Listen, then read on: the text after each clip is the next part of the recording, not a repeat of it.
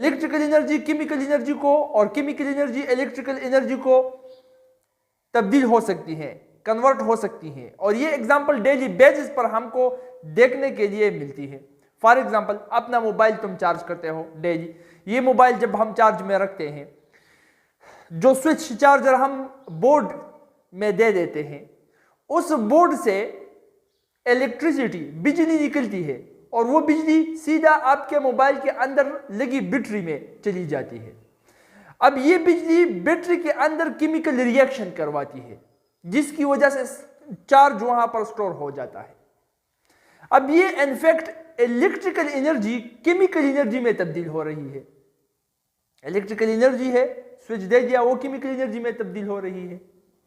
अब जब तुम मोबाइल यूज करते हो, सो इस बैटरी के अंदर ये केमिकल रिएक्शंस होती है, उन केमिकल रिएक्शन से वापस इलेक्ट्रिकल एनर्जी बनती है और वो इलेक्ट्रिकल एनर्जी आपके मोबाइल को लाइट अप करती है, उससे आप अपना मोबाइल ऑपरेट करते हो, चलाते हो।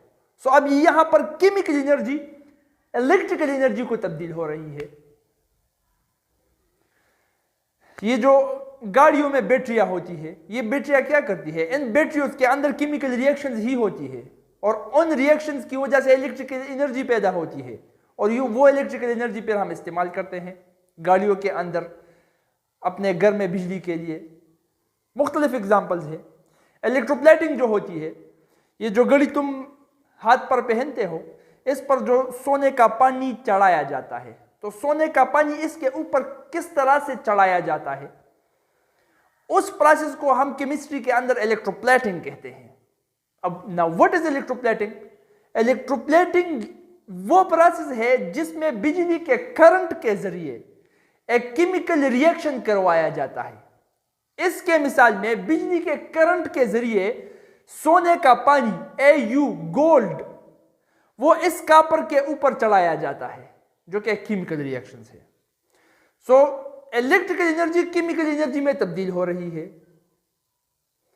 सो ये तमाम के तमाम इंटर कन्वर्जन्स है और इन इंटर कन्वर्जन्स की स्टडी को हम इलेक्ट्रोकेमिस्ट्री कहते हैं। ठीक है, यहां पर कुछ टर्म्स हैं स्टडी करने के लिए।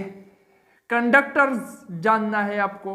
कंडक्टर्स वो चीजें, the things which allow the current to pass, वो चीजें जो करंट को पास होने का इजाजत देती है, उनको हम कंडक्टर्स कहते हैं। कंडक्टर वो चीज है जो करंट को अलाउ करती है, इजाजत देती है करंट को कि वो पास हो जाए उस चीज से। अच्छा, नंबर सेकंड क्या है? इलेक्ट्रोलाइट। इलेक्ट्रोलाइट, इलेक्ट्रो बिजली, लाइट स्प्लिटिंग, बिजली के जरिए स्प्लिटिंग। ये वो चीजें हैं जो बिजली के जरिए स्प्लिट हो सकती है, या अगर सिंपल तरीके से मैं इसकी डिफिनीशन क्लियर करना चाहूं तो इस तरह से बोल सकता हूं कि वो तमाम के तमाम लिक्विड स्टेट में चीजें which allow the current to pass. जब कोई चीज लिक्विड स्टेट में हो, माया हालत में हो, लेकिन फिर भी इलेक्ट्रिकल करंट को, बिजली को इजाजत देती हो कि पास हो जाए इससे, इस चीज को हम इलेक्ट्रोलाइट कहेंगे। अब इलेक्ट्रोलाइट, इलेक्ट्रिसिटी के जरिए स्प्लिट होना, तो बिजली के जरिए अपने आयंस में स्प्लिट होना, ये कैरेक्टरिस्टिक है एक लिक्विड स्टेट की। लिक्विड स्टेट ऐसा करता है और ऐसा करके वो इस बिजली को अपने अंदर से पास करवा लेता है। सो सिंपल पर हम इस तरह से कह सकते हैं कि वो लिक्विड स्टेट, वो माया चीजें जो अपने आप के अंदर करंट को, इलेक्ट्रिकल करंट को, बिजली को पास करने की इजाजत देती है, उनको हम इलेक्ट्रोलाइट कहते हैं। फॉर एग्जांपल ब्राइन सोल्यूशन, नमक उठा लिया NaCl, पानी के अंदर डाल दिया, शरबत बना लिया, उस शरबत से अब बिजली पास हो सकती है। वो शरबत ब्राइन सोल्यूशन, उसको हम ब्राइन सोल्यूशन कहते हैं, वो लिक्विड स्टेट में है, फिर भी उससे बिजली पास हो रही है। तो इस चीज को हम इलेक्ट्रोलाइट कहते हैं। ठीक है, अच्छा, इसके अंदर फिर दिया गया है स्ट्रांग और वीक इलेक्ट्रोलाइट, दिया गया है स्ट्रांग और वीक इलेक्ट्रोलाइट। तो बहुत आसान तरीका बता रहा हूं, इस तरह से तुम डिफाइन कर सकते हो और मालूम डिटेक्ट आउट कर सकते हो इन चीजों को। कौन सा स्ट्रांग इलेक्ट्रोलाइट है, कौन सा वीक है। स्ट्रांग इलेक्ट्रोलाइट वो इलेक्ट्रोलाइट जो कि विच आयनाइजेस कंप्लीटली। इससे पहले हमने ये पढ़ा ना कि इलेक्ट्रोलाइट बिजली के करंट, इलेक्ट्रो करंट के जरिए लाइसिस करता है। लाइसिस मतलब स्प्लिटिंग, स्प्लिटिंग का यहां पर इशारा आयनाइजिंग पर है, आयनाइजिंग को ये इशारा कर रही है कि बिजली के करंट के जरिए वो अपने आयंस में तब्दील हो जाता है। अच्छा, अब जो इलेक्ट्रोलाइट अपने आयंस में मुकम्मल तौर पर तब्दील हो जाता है उसको हम कहते हैं स्ट्रांग इलेक्ट्रोलाइट। जो मुकम्मल तौर पर तब्दील नहीं होती उसको हम कहते हैं weak electrolyte which ionizes partially. For example NaOH, इस NaOH के अगर मैं 10 मॉलिक्यूल्स ले लूं और उससे करंट पास कर दूं तो मुझे 10 सोडियम आयंस और 10 हाइड्रोक्सल आयंस देखने को मिलेंगी उस सॉल्यूशन के अंदर। इसका मतलब है कि ये 10 के 10 मॉलिक्यूल्स कंप्लीटली आयनाइज हो गए हैं, सो ये स्ट्रांग है। दूसरी तरफ अगर मैं NH4OH के 10 मॉलिक्यूल्स उठा लूं, उसमें करंट पास कर दूं, फिर सॉल्यूशन में मुझे ये देखने को मिला कि उसमें 8 तो अमोनियम आयन है और 8 हाइड्रोक्सल आयंस हैं। 8 अमोनियम, 8 हाइड्रोक्सल आयंस। इसका मतलब कि N10 NH4 अमोनियम हाइड्रोक्साइड के मॉलिक्यूल्स में से 8 अमोनियम हाइड्रोक्साइड मॉलिक्यूल्स डिसोसिएट हो गए हैं, लेकिन 2 अनडिसोसिएटेड रह गए हैं। इसका मतलब इनका आयनाइजेशन पार्शली हुआ है, कंप्लीटली नहीं हुआ। So these are weak electrolytes. बात आ गई समझ में? अच्छा, अब पढ़ते हैं ऑक्सीडेशन एंड रिडक्शन। ऑक्सीडेशन क्या चीज है और रिडक्शन क्या चीज है। अब इसको भी 2 तरीकों से हम पढ़ सकते हैं। कौन से 2 तरीकों से? एक है क्लासिकल कंसेप्ट जो कि पुराना कंसेप्ट था, दूसरा है मॉडर्न कंसेप्ट जो कि अभी का कंसेप्ट है। और भी अगर सिंपल करूं, क्लासिकल कंसेप्ट हाइड्रोजन और ऑक्सीजन के लेन देन के बारे में बात करती है। मॉडर्न कंसेप्ट जो है वो इलेक्ट्रॉन के लेन देन के बारे में बात करती है। ये हाइड्रोजन और ऑक्सीजन के जरिए ऑक्सीडेशन और रिडक्शन को डिफाइन करती है, ये क्लासिकल कंसेप्ट। जबकि मॉडर्न कंसेप्ट इलेक्ट्रॉन के जरिए, इलेक्ट्रॉन के लेन देन के जरिए ऑक्सीडेशन और रिडक्शन को डिफाइन करती है। बात समझ में बिल्कुल नहीं आ रही तुमको? आ रही है? अच्छा ठीक है, एग्जाम्पल से देख लेते हैं। पहले डिफाइन कर लेते हैं। ऑक्सीडेशन उसको हम कहते हैं where there is addition of oxygen, जहां पर ऑक्सीजन ऐड हो रहा हो, या there is removal of hydrogen, किसी रिएक्शन में हाइड्रोजन भाग रहा हो, निकल रहा हो, मौके से फरार हो रहा हो, वो ऑक्सीडेशन होगा। और अगर किसी मौके में ऑक्सीजन दाखिल हो रहा हो, एंट्री मार रहा हो, हीरोइक एंट्री मार रहा हो, ऑक्सीजन ऐड हो रहा हो, उसी मामले को, उसी रिएक्शन को हम ऑक्सीडेशन कहेंगे। सो ऑक्सीडेशन में ऑक्सीजन ऐड होगा, हाइड्रोजन रिमूव होगा। हाइड्रोजन रिमूव हुआ ऑक्सीडेशन, ऑक्सीजन ऐड हुआ तो भी ऑक्सीडेशन। फॉर एग्जांपल इसका ले लेते हैं एग्जांपल, सल्फर ट्राइऑक्साइड जो हम सल्फ्यूरिक एसिड के लिए तैयार करते हैं, उसके साथ हम ऑक्सीजन ऐड कर लेते हैं, SO3 बन जाता है। ये हुआ बैलेंस, ठीक है। अब यहां पर सल्फर डाइऑक्साइड के साथ ऑक्सीजन ऐड हो रहा है, सल्फर ट्राइऑक्साइड बना रहा है। ध्यान है यहां पर, फोकस करो। सो ऑक्सीजन ऐड हो रहा है सल्फर डाइऑक्साइड के साथ, सल्फर ट्राइऑक्साइड बना रहा है। This is the addition of oxygen. Oxygen add हो रहा है, सो ये रिएक्शन ऑक्सीडेशन हो गया। दूसरी तरफ हमारे पास है NH3 अमोनिया। अस्पताल में जो डॉक्टरों के पास होता है गैस, जब कोई मरीज या नखरे करता है या उसकी मेंटल हेल्थ अच्छी नहीं है सच में, या बाज नखरेबाजों के लिए भी डॉक्टर ये रखते हैं अमोनिया गैस, इतने से बोतल में इनक्लोज्ड होता है और उसको यूं शेक करके नाक के पास लिया जाता है। जब भी अमोनिया गैस हम इनहेल करते हैं ये बहुत ही इरिटेटिंग असर हमारे ऊपर डालता है, बहुत ही इरिटेटिंग। ये आपका नज़र गायब कर देगा चंद लम्हों के लिए। वो अमोनिया गैस है, कभी देखा है? अच्छा देख लोगे। ये अमोनिया गैस जब रिएक्शन करता है डिकम्पोजिशन, सो नाइट्रोजन और हाइड्रोजन बना देता है। अब इस रिएक्शन में देखो, इस अमोनिया में हाइड्रोजन है, हाइड्रोजन है यहां पर, हाँ है, ये हाइड्रोजन है। यहां पर हाइड्रोजन है नहीं, क्योंकि वो रिमूव हुआ है। सो इस रिएक्शन में removal of hydrogen has been taken place.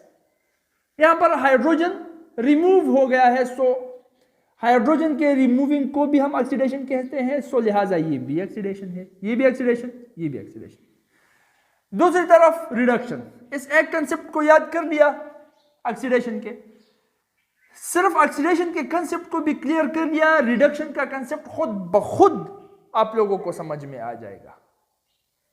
देखो ये बिल्कुल इसका उल्टा है, ये सिक्के का एक रुख है, वो दूसरा रुख है।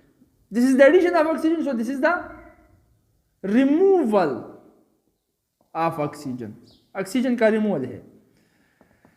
This is the removal of hydrogen, so here will be this the addition of hydrogen. देख लो बात आ रही है समझ में? है अपोजिट एक दूसरे के। For example the removal of hydrogen, carbon dioxide से हम ग्रेफाइट बना लेते हैं कार्बन, सो उससे ऑक्सीजन, उसके मॉलिक्यूल से ऑक्सीजन हटाना पड़ेगा, ऑक्सीजन को लात मारना पड़ेगा। ऑक्सीजन कार्बन डाइऑक्साइड से हट गया, जो बन रहा है वो ग्रेफाइट है। रिएक्शन को अगर हम देखेंगे, पहले कार्बन डाइऑक्साइड के साथ ये हीरो था, अब ये हीरो भाग गया है, कार्बन अकेला रह गया है। इसका मतलब there is the removal of oxygen, so this reaction will be the reduction reaction. Addition of hydrogen, जब हाइड्रोजन ऐड होता है, ये रिएक्शन रिवर्सिबल है, ये भी तुम लिख सकते हो। N2 उसके साथ जब हाइड्रोजन जोड़ लेते हैं, हाइड्रोजन जब नाइट्रोजन के साथ रिएक्ट करता है तो ये बना देता है अमोनिया। इस रिएक्शन में हाइड्रोजन नाइट्रोजन के साथ ऐड हो रहा है, this is the addition of hydrogen and this is known as the reduction reaction. ठीक है, ये हुआ क्लासिकल कंसेप्ट। सेम इसी तरह से अपोजिट इलेक्ट्रॉनिक कंसेप्ट भी है। इलेक्ट्रॉनिक कंसेप्ट के मुताबिक ऑक्सीडेशन वो है where there is the removal of electron, और इस मॉडर्न कंसेप्ट के मुताबिक रिडक्शन वो है where there is the gaining of electron. जब एक रिएक्शन में इलेक्ट्रॉन गेन हो रहा हो वो रिडक्शन रिएक्शन है। इलेक्ट्रॉन गेन हो रहा हो, लिया जा रहा हो, इलेक्ट्रॉन रिमूव हो रहा हो, इलेक्ट्रॉन को हटाया जा रहा है, इस रिएक्शन को मॉडर्न कंसेप्ट के मुताबिक हम ऑक्सीडेशन रिएक्शन कहेंगे। इसका एक निमोनिक है जिसको याद करके ये चीज तुम अच्छी तरह से समझ सकते हो, वो है ऑयल रिग। ऑयल रिग का क्या मतलब है? तेल का कुआं। ये जो इंजीनियर्स घूमते हैं ना, वो जर्द टोपी पहनकर, टीवी में देखे होंगे, माइनिंग जो इंजीनियर्स होते हैं जियोलॉजी के, तेल के पीछे जो घूमते हैं, जमीन में देखते हैं कि तेल कहां पर निकलेगा। ठीक है, वही जियोलॉजिस्ट जहां पर तेल निकालते हैं, उस तेल के कुएं को इंग्लिश में, ये एक इंग्लिश टर्म है, उसको हम कहते हैं ऑयल रिग, तेल का कुआं। ठीक है, अब इस तेल के कुएं के लफ्ज को इस्तेमाल करके ऑक्सीडेशन रिडक्शन का मॉडर्न कंसेप्ट तुम याद कर सकते हो, इसको as a mnemonic device use करते हुए। कैसे? देखो, ओ से ऑक्सीडेशन, आई से इन्वॉल्व्स और एल से लॉस। ऑक्सीडेशन में लॉस होता है, लॉस मतलब खोया जाता है, इलेक्ट्रॉन को हटाया जाता है। सो ऑक्सीडेशन में इलेक्ट्रॉन का लॉस होता है, इलेक्ट्रॉन को हटाया जाता है। The removal of electron is known as oxidation. RIG, R से रिडक्शन, आई से इन्वॉल्व्स, जी से गेन। रिडक्शन में गेन होता है, रिडक्शन में इलेक्ट्रॉन को लिया जाता है। सो इस ऑयल रिग को इस्तेमाल करते हुए, इसको एज अ न्यूमोनिक इस्तेमाल करते हुए तुम ऑक्सीडेशन रिडक्शन का कंसेप्ट बहुत आसानी के साथ क्लियर कर सकते हो, याद कर सकते हो। ठीक है, अच्छा, यहां पर अगर हम एग्जांपल ले लें, बहुत से एग्जांपल है, सिंपल एक एग्जांपल ले लेते हैं। वो भी NaCl का। ये हुआ सोडियम, ये हुआ क्लोरीन, ये जब मिलते हैं तो बना लेते हैं NaCl। अब ये रिएक्शन होता किस तरह से है? इस सोडियम के आखिरी शेल में एक इलेक्ट्रॉन है, वैलेंसी पड़ी है ना, वो 9th में पड़ा है, उसको क्लियर करने की जरूरत यहां पर नहीं है, ठीक है। फर्स्ट नंबर ग्रुप में है, सो इसके आखिरी शेल में एक इलेक्ट्रॉन है। 7 नंबर ग्रुप में है, इसके आखिरी शेल में 7 इलेक्ट्रॉन है। सो ये अपना एक इलेक्ट्रॉन खुद को स्टेबलाइज करने के लिए इसके 7 इलेक्ट्रॉन्स के हवाले कर देता है, ठीक है। अब ये इलेक्ट्रॉन दे देता है, वो इलेक्ट्रॉन ले लेता है। यहां पर ये ऑक्सीडाइज हो रहा है, यहां पर इसकी ऑक्सीडेशन हो रही है। क्यों? क्योंकि ये इलेक्ट्रॉन दे रहा है, there is the removal of electron, इसलिए इसके ऊपर पॉजिटिव चार्ज आ जाता है, ये कैटायन बनता है। ये इलेक्ट्रॉन ले रहा है, इसकी रिडक्शन हो रही है यहां, क्योंकि ये इलेक्ट्रॉन गेन कर रहा है, इस पर नेगेटिव चार्ज आ जाता है। सो इसकी रिडक्शन हो रही है क्योंकि इलेक्ट्रॉन गेन कर रहा है, इसकी ऑक्सीडेशन हो रही है क्योंकि ये इलेक्ट्रॉन दे रहा है। बात आ रही है समझ में? तब जाकर NaCl बन जाता है। अच्छा, अब अगर इसको तुम क्लियर कर दो तो ये भी कंसेप्ट आपका क्लियर हो जाएगा। कौन सा कंसेप्ट? ऑक्सीडाइजिंग